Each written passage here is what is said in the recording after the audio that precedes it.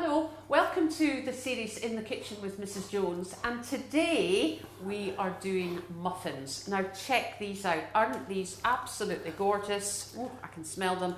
Look at that beautiful paper. But you'll never guess who's actually going to show us how to make them, because it ain't me. Can I introduce you to... Hi! The lovely Robert Haynes of the Sugar Flower Studio in London. Robert, that is one fantouche jacket there. That is absolutely splendiferous. These must be from various organisations that you've been very proud to serve. It's from an organisation based in Italy, and they provided it for me, obviously to advertise their company. And I'm described as an artist of excellence now. So I adore the jacket, and I first saw Christina Radu wearing it, and I just commented on it, and it looks just so, you know, it's like a really nice material, and I thought, I'll have one of those, thank you very much. So I was contacted by the company, and they actually provided it for me. So yes, I mean, it's a little bit dressed up for making a little bit of a muffin, but there you go, you know. So from an artist of excellence, you've come to Mrs. Jones' kitchen to make muffins. I'm assuming that this is what you serve your students when they come to the kitchen. If they're very, very come from like China, from, you know, like from very far away, then yes. But no, I'm joking. If I have time, then yes, I will do a little bit of baking. But this is a recipe that I used many years ago, actually, when I used to be a chef for a high-profile chefing agency in central London, and we used to come in very early in the morning, and it's so easy because you've got all of your wet ingredients, all of your dry ingredients, and I used to weigh them out the day before and just keep those in the fridge, and then the dry ingredients in the dry store, come in, mix them all together, chuck them into the cases which are already prepared here, 22 minutes in the oven, and then they're done. So, you know, so it is a very, very simple recipe. So in about half an hour, we should be sampling these. I hope so. You do need to give them, I would say, probably about half an hour, 20 minutes, something like that, before you actually you go and eat them, just to give them time to relax a little bit. But yeah. Well, you are known, and in this kitchen, you are known for your absolutely stunning, botanically correct sugar flowers. I mean, everybody drools over them, and your website's beautiful, and we've seen some of your finished work as well. Thank you. But this is really unusual for you to come here to bake, so... Yeah, it's something a little different, and you invited me, so I thought, yeah, I'm up for that challenge, you know, like show people a little different side to me.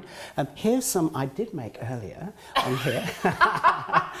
These are the, you were going to talk about these, the roses. Yes, yeah, I forgot about them. These are, they're on their last legs, but these are avalanche roses.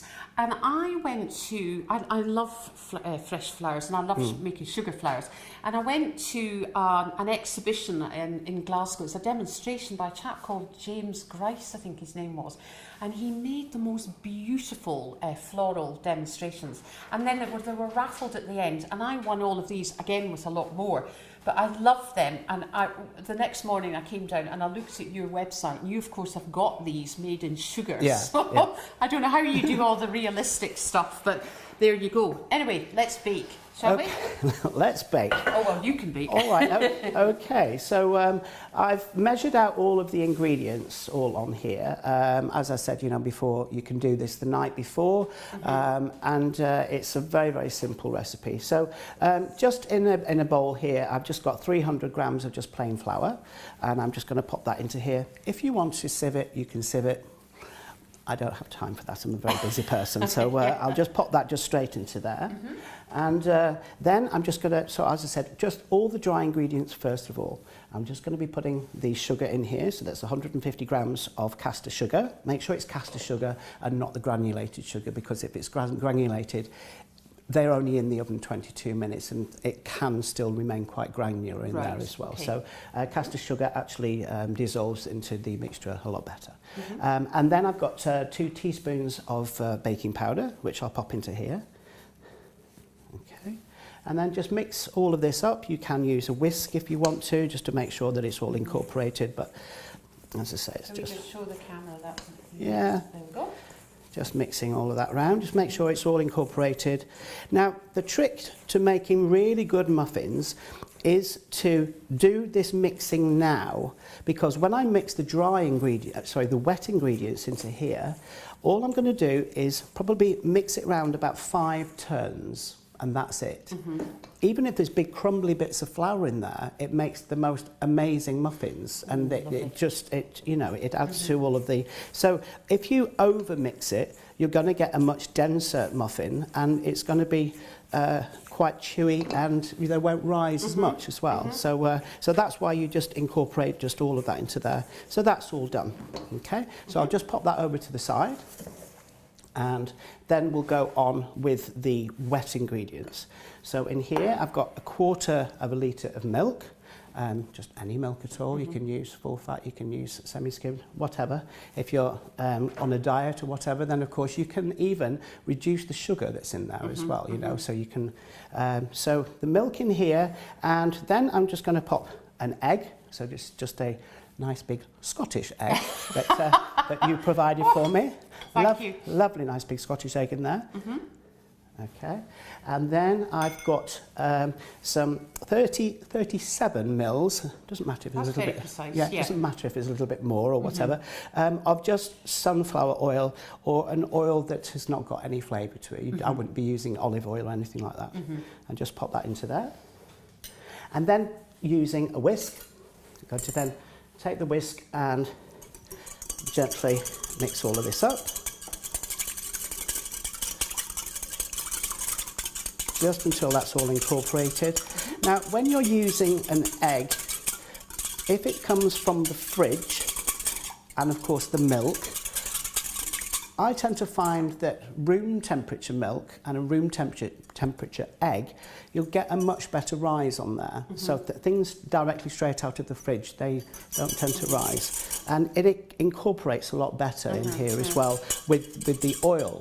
If those ingredients are like the cold milk, that's just gone straight through into there. Yeah. But like if you've ever put olive oil into the fridge, it goes like quite thick and cloudy. Yeah. I certainly know when I do my own baking tutorials, I always say have everything at room temperature. Yeah. Some people say that's just an hour out the fridge, some people say that's overnight. But I do agree with you, everything incorporates much better. And the same with steak. Yes, I vouch for that. It is really, you know, because if it's straight out the fridge, it's cold. When you're searing the meat and all of that, you know, yes, it will sear, but you need it to be of a warm room temperature, and it cooks quicker also as well, and it just doesn't seem to, you know, like when you need to rest it and relax it, it's a lot more succulent. Anyway, we're not talking about steak, we're talking about some easy muffins. All right, okay, my favourite. Okay, so I'm just going to be taking the wet ingredients and then just putting them straight into the dry ingredients. That's it. So just placing that straight into there. I'm just using this spatula. Apparently is quite famous, isn't it? Oh yeah, that's one of Nick Nairn, our TV chef in Scotland, one of his, and I think he should send me a new one actually, because it's looking a bit bashed. Yes, that's my fault. But when I used to use these in the kitchens, you know, we used to leave them on the side. They used to get all burnt on here and melted and stuff. But this one's in quite nice condition. So, but he still can send you one. So all I'm going to do is I'm just going to shake the bowl as well, and just go all the way around. All the way around. Now, can you just see that it's really, really, really crumbly? Halfway through all of this crumble, then put in your choice of flavourings. With these muffins, you can use absolutely anything. You can put some chocolate cocoa powder into the flour if you wanted to, and then use some orange zest in there. You can use lemon juice in there and poppy seed. We used, you know, like ginger, and just so many different things. Sultanas and mixed spice is really nice as well. So when it's got to this kind of crumbly stage, that's when you want to then put in your ingredients. Right. So your flavour. So what I've chosen for this one is I'm going to just be using some fruits of the forest. These just frozen. So I defrosted them overnight, and then I just roughly chopped them. Okay, so I'm just taking a spatula. I did sieve them before, earlier on, but as you can see, there's still quite a lot of liquid in here. Don't allow all of that liquid to come in here, because that's going to offset the balance, and you'll get like a soggy muffin. So just taking the spatula, just taking the excess off. And, you know, if you want loads of fruit in here, then you can put loads of fruit in here. It will actually take it, as long as it's not incorporating too much liquid. Do you ever use maybe fresh fruits like strawberries? Oh, yeah, definitely. Yeah, you would actually use it. Yeah, it's just that I wasn't too sure whether you could get those at this time of the year. In Scotland, no, not in Scotland. Yeah, maybe raspberries. Yeah, no, you know, it's all year round. You can buy a bag of frozen, fruits of the forest. So I've just put that into there, and all I'm going to do is just simply go around and just stir that in and kind of marble it all into here. You don't want to completely make it all pink, you know. People who know me and come to my classes with regards to sugar flowers know that I don't do pink. That's it. That's just it. So there's even still some crumbly bits of flour in there, and that's all that I want. Wow. Okay. So I'll just take the excess off. So, a pretty colour. Well, I bought these little cases here as well to correspond with that as well. I saw them on a website, and I thought, oh, they look really, really pretty. And I also have a sofa that colour in the lounge, because purples and greens are my favourite colours. I adore well, that's actually on my logo, all of the mauves and all of the so that's one of my favourite colours as well. Now, if you're like me, I don't like little muffins. I like a big muffin. So, and these cases are built for that. You can fill them 3/4 full, and as you can see on the other ones over here, they're just going. They're not over the top at all, you know, so they're just to the top. But if you wanted to do smaller ones, then of course you could use, the little cases that you do for cupcakes if you wanted to, and then just do half the measure into there. Okay. Totally up to you. When I used to work as a chef, we didn't even use these. We just used to use squares of greaseproof paper and then cut them up and then actually put those underneath the tap. Like if you were doing like a salad or something, you'd put the greaseproof paper underneath the sink and then wet all of the paper, scrunch it all up, take the excess off, and then lay that across all of the salads or sandwiches at an open buffet. Yeah.